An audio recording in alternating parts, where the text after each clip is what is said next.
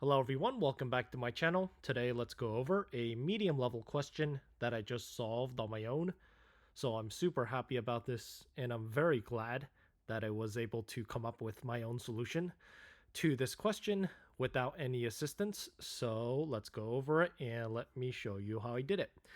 This is 3508 implement router. So it's a design question, and basically what they're asking you to do is to design a sort of a almost like a cache. So the router is like a fixed memory limit.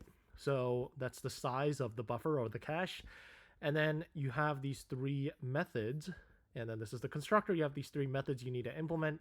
And basically, you want to keep pushing to a queue in, first out order. So first in, first out, like that. And also keep track of how many packets are within this in terms of the timestamp, and also have the destination. So multiple data structures here are involved. And so the way I did it was, first let's go ahead and declare memory limit.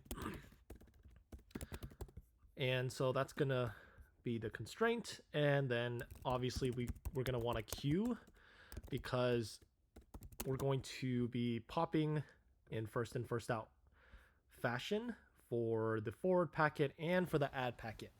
So for the add packet, basically remember, if we don't want to have any duplicates, so here, if you can see for this example right here, this is a duplicate packet. So we're going to check first if source destination timestamp is already in our deck. If it is, return false. Otherwise, we want to make sure that the size is not over the memory limit, right? So while length of self.d is bigger than self.ml, then we're going to evict it from the left-hand side, right? And then at this point, we're going to basically append the source destination timestamp and then return true, because the only way we return false is if it's already a duplicate, as it says right here. If it's not a duplicate, otherwise return false. Cool. So for forward packet, we're going to do the same thing, just evict from the left if we can. So if not, self.d, return an empty list. Otherwise, return self.d.pop left. Okay, and then for this one, it's pretty simple. For A, B, and C in self.d, remember we did the timestamp, and then the destination is B. So if B is equal to our destination and start time less than or equal to C, less than or equal to end time, then we're going to increment our answer and then just return how many packets we have that are valid. So let's go ahead and run this. Okay, so it looks like there's a bug here. So bigger than or equal to, because we don't want to, if it's equal, we can't add another one and we're going to be over the buffer limit, right? Okay, so let's submit this. So this is fine. This is n, right? So this is kind of my first naive solution, and then I'll show you how I optimized it. Okay, time limit exceeded. So that's good. Makes at least we're on the right track. So the way I thought about this was, first of all, this can definitely be optimized because this is n, right? We're trying to check some kind of a value. So why not create another dictionary, because we only care about the destination. So we just want a key like this, and then we want the source and the timestamp pairs that we can maybe do like a binary search on, right? Because that's going to allow us to cut this time down into log n, because we can just sort of filter for the leftmost start time that's in the range and the rightmost start time, the rightmost end time that's still in the range, right? So let's go ahead and create, let's just call this map is a default dict and make it a type of sorted list, because we're going to want to order it by timestamp in order to do that binary search for that value of that key and destination.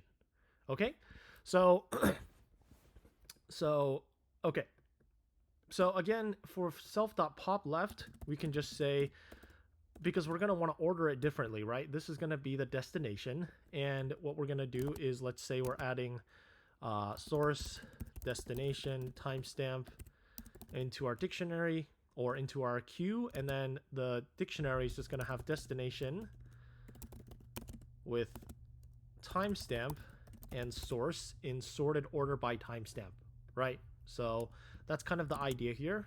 And then we can basically just say self dot map of b dot discard the timestamp and the source. Okay, and then here we can do self dot map of destination dot add timestamp source. So we're just changing the ordering to make it easier to search, because here let's just go ahead and print self dot map of destination. So let's print now, and then start time and end time. Okay, so timestamp. Okay, so you can see here, basically, if we're trying to look for this range within just these, because it's sorted by this order, then we can just run a binary search on these values, right? So the way I did it is I wrote it manually, and we're going to find the rightmost that is still within this range. So let's use another example. Also here, while I'm looking at this, since we're going to pop, let's do the same thing, because we have to reflect the same state in our dictionary, right? So self dot map of b dot discard the timestamp and this, and then just return a, b, and c, right? So this is going to be a tuple, right? So this is just unpacking, and so we're still on the right track. And now you can see how many are satisfying one, only one, right? So if this is like, if we had a record like 2-5, then this would not be in the range. It would still be 1, because this is the rightmost and the leftmost that is in the boundary for this value. Okay, so let's go ahead and run a binary search for the lowest and the highest values. And let's do 0 length of now, because they have to fall within the boundaries of this data structure, right? So left, right is 0 length of now minus 1, while left is less than or equal to right. Mid equals left plus right divided by 2. And this only works because we're sorting by this value. And then we're just going to ask if now of mid of 0 is, let's say it's too big. So if it's bigger than end time, then we can minimize high and mid by itself, right? And then we want to shrink the search space, otherwise increase the search space. So basically, if we're too big, then we're going to go back to mid, and we're going to do the same thing with low. Mid, same thing. So if now of mid of 0 is it's too small, then we want to throw away the left half, right? So low equals max of low and mid. And then also left equals mid plus 1, throwing away the left half. Otherwise, right equals mid minus 1. So let's print low and high and see if this matches up. So 0 and 2. So notice that we actually want to do plus 1, because if it's too small, then it is too small. And then we just get perfect. So high minus low, right? Because if this number is too small, then this is going to be the soonest. If this was, for example, a 1 and then this was 2, right? So then we can just return high minus low, so we don't have to scan the entire array, and this takes the time complexity of the get count function down to log of n. Okay, so let's submit this.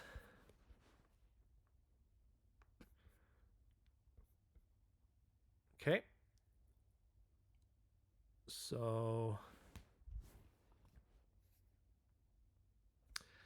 So it looks like we have some errors here. Let's look at this.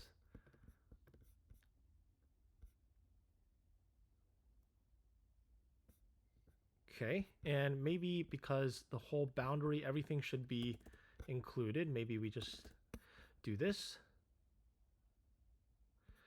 Okay. Oh, mid minus 1, right? Because that's supposed to be the boundary. Okay, let's see what's going on here. get count. So supposed to be 0. So if it's too big, then we shrink it. Otherwise, if it's too small, then we maximize it. Let's try this.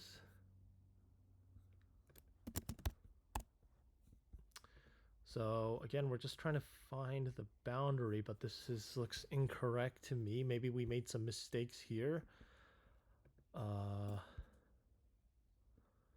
Do this. Oh, so I forgot to do this. If self.map of b, if not this one, then we're going to delete it, right? We don't want the unused key in the dictionary.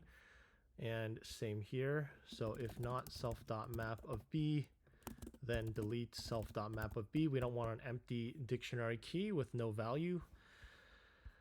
Okay, so it looks like that's still incorrect. 1 and 6.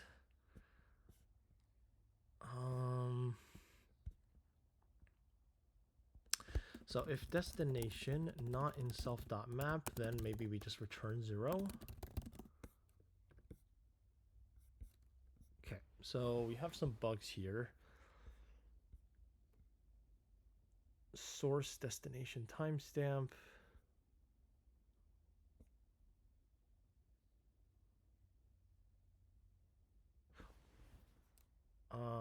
Let's see. Timestamp and source, yep. Discard the timestamp and the source. Timestamp source. Yeah, that looks correct to me.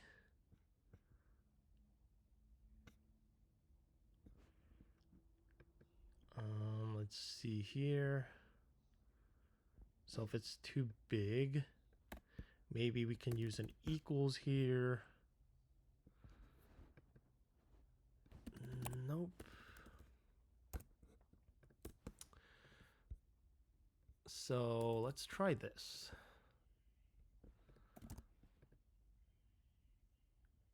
So low has to be this, high has to be maybe like this. Okay. This is interesting. I have some bugs here. So true or false. Otherwise, could it possibly be that we're bigger? I don't think so, no.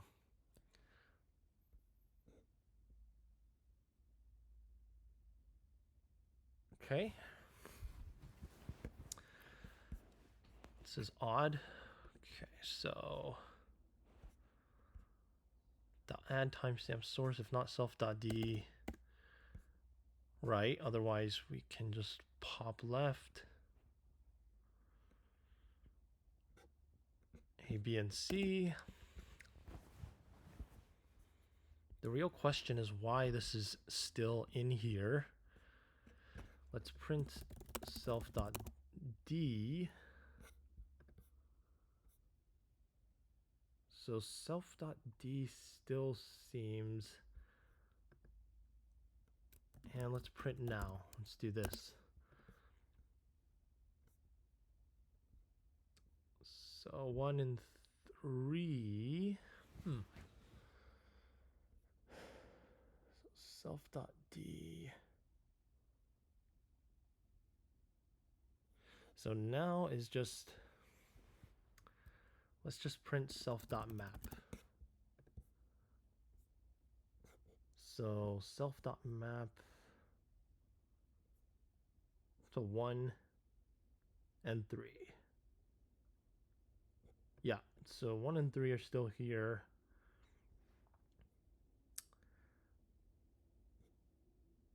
4, 6. This is weird. So 3 is supposed to have 6 and 5. That's fine. And 1 is supposed to have 3 and 6. Not supposed to have this. Okay, so we're not evicting something somewhere. Okay. Oh, we're supposed to discard C and A, not the current timestamp. Okay, cool. So little typo there, that's fine. Let's go ahead and submit this. Okay, get rid of the print statements.